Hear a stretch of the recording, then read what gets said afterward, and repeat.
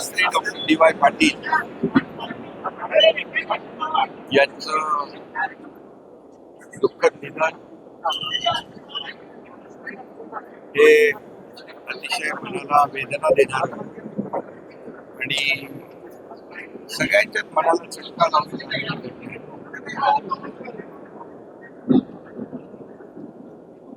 त्यांनी आपल्या आयुष्यामध्ये शिक्षण क्षेत्रात, सामाजिक क्षेत्रात, वैद्यकीय क्षेत्रात, सहकार क्षेत्रात आणि क्रीडा क्षेत्रात देखील बरेच जे काम केलं ते महाराष्ट्र किंवा देश कदापि विसरू शकणार नाही. आणि सर्वसामान्यांच्या दुःखामध्ये समरस होणारे व्यक्तिमत्व पद्मश्री डी.वाय. पाटील यांच्या रूपाने सातत्याने कार्यरत राहिले.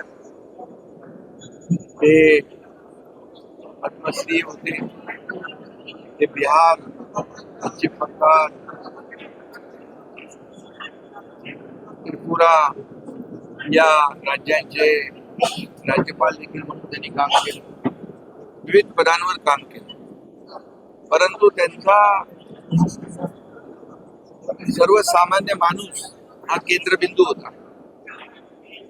एक शेतकरी कुटुंबातून जन्म घेतलेला, एक शून्यातून विश्व निर्माण करणारा अतिशय दुर्मिळ असं व्यक्तिमत्व आज आपल्यामध्ये नाहीत. Doctor DY. Patil medical college life बाजार या दुःख आणि वेदना देणारी ही घटना आहे. त्यांच्या अनेक आठवणी आहेत.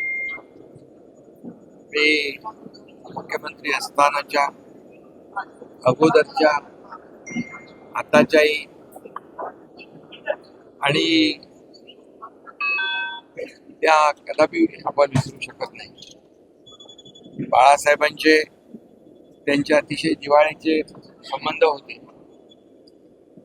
आम्हाला आठवत आहे की मुंबईमध्ये एक मेडिकल कॉलेज जेव्हा सुरू झालं त्यावेळेस मेडिकल कॉलेजला एक हॉस्पिटल पाहिजे अटॅच.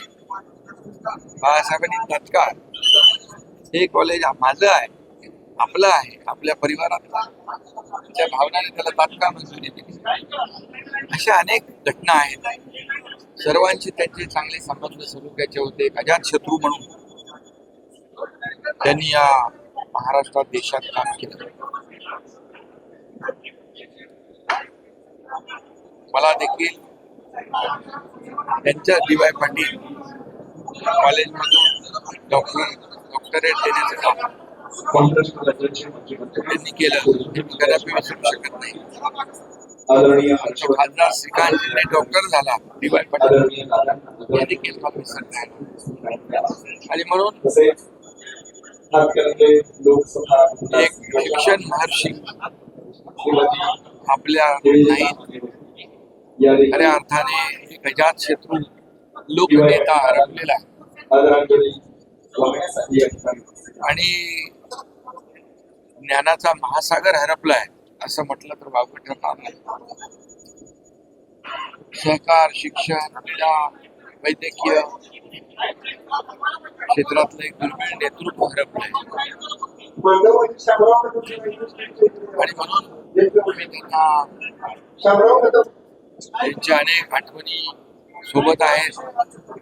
चर्चा करताना देखील त्यांची मुलं, त्यांचा परिवार याच्याशी चर्चा करणारे ज्या काही आठवणी, भावना त्या ठिकाणी व्यक्त झाल्या. आणि म्हणून सर्वांना, सर्वसामान्य माणसाला मदत करणारा हा असा मोठा नेता, त्याची प्रचिती जी आहे, आज आपण त्यांच्या कामाची आणि कर्तृत्वाची आणि प्रेमाची पोचपावती कालपासून ही अंतिम दर्शनासाठी येणाऱ्या लाखो लोकांच्या उपस्थितीवरून आपण पाहतोय. आणि म्हणून अशी माणसं दुर्मिळ असतात. आपली न भरून येणारी पोकळी यांच्या जाण्याने निर्माण झालेली आहे.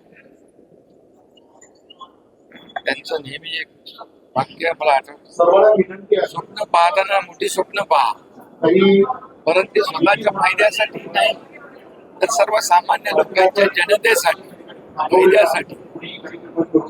हे वाक्य त्यांचं फार काही बरंच काही म्हणून जातं.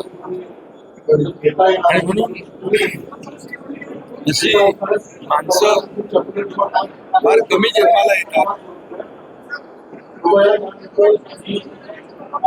आणि अशा डी.वाय. पाटील यांच्या निधन झालं. मी माझ्या कुटुंबाच्या वतीने आणि शिवसेना परिवाराच्या वतीने त्यांना भावपूर्ण श्रद्धांजली अर्पित करतो.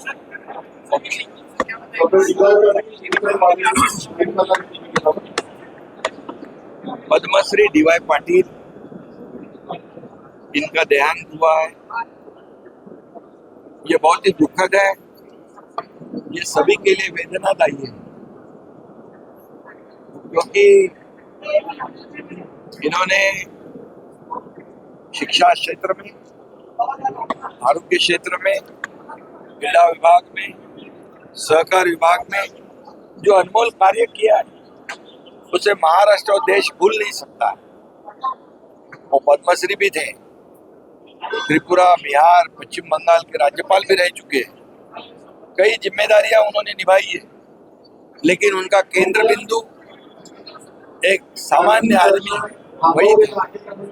और इसलिए एक शिक्षण महर्षि हमने खोया है, एक ज्ञान का महासागर हमने खोया है, और एक सभी क्षेत्रों में कार्य करने वाला एक महान व्यक्ति हमने खोया है. इसलिए मैं हमारे परिवार की तरफ से और शिवसेना परिवार की तरफ उनको भावभीनी श्रद्धांजलि अर्पित करता हूं. अशाच ताज्या अपडेटसाठी महासत्ता न्यूजला सबस्क्राईब करा.